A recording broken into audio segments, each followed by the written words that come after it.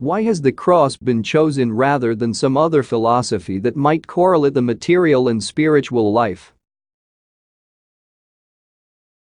The cross is the emblem of the subjective self of the one who bore the burden of the world. It is chosen, not because of the personality of the greater teacher, Jesus the man, but because of the way to the Father made plain through Jesus the Christ. It is the symbol of the life and teachings of him who stirred the souls of all to express in all other forms of truth. It is a part of the truth of the world and the whole truth for those who choose its standard. It answers every question of the soul that is ready for light and satisfies the longing of the innermost being.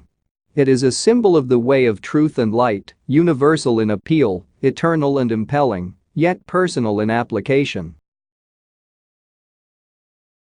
In seeking the divine, we have taken Jesus the Christ as our ideal. For we find in him the embodiment of all truth throughout the ages. Others may point the way. He said, "I am the way."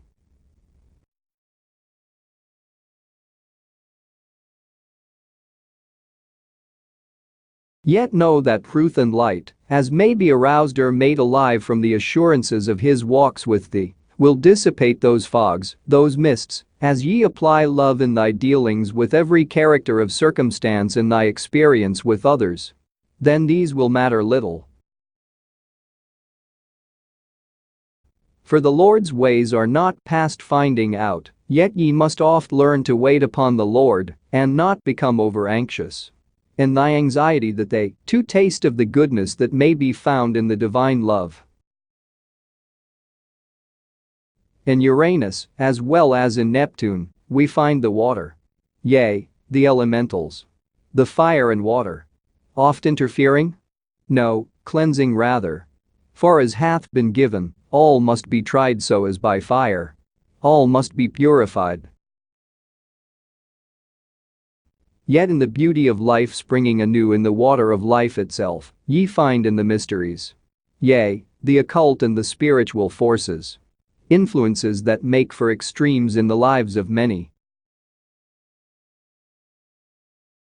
Yet as he walked the path to Gethsemane, Jesus as he struggled alone with his own cross.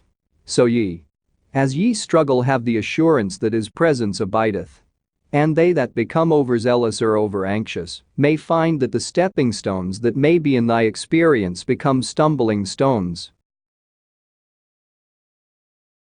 But keep ye the faith and not the cross as sacrifice, but the cross as the way, the light, the life. For without the cross there is not the crown. In this period the entity gained much, and in the present are those influences that may come in the latter portion of the entity's experience in the present, which may be used for the arousing of those latent forces and abilities in being able to disperse mercy, justice, bringing peace and harmony out of chaos, bringing to the mental and the spiritual forces of the entity the awakening.